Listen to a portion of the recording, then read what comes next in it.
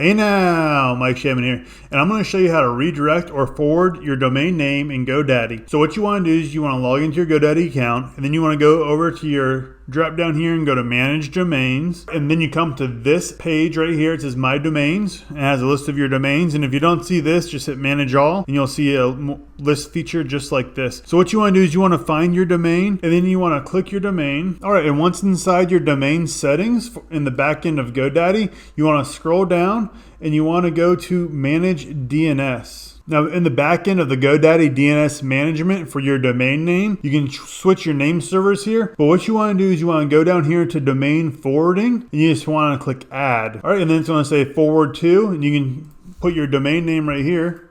All right, and then you want to take away the HTTPS, and you can just put that right here, HTTPS. Take away that last mark right here. You don't need that. And then you want to select your forward type, and then forward only or forward with masking. And then you can hit save, and now this domain will redirect or forward to the domain you put right in this one right here. Just make sure you hit save, and that will forward to wherever you want to do. All right, guys, go ahead and check out my other GoDaddy tutorial videos, and I'll see you in the next one.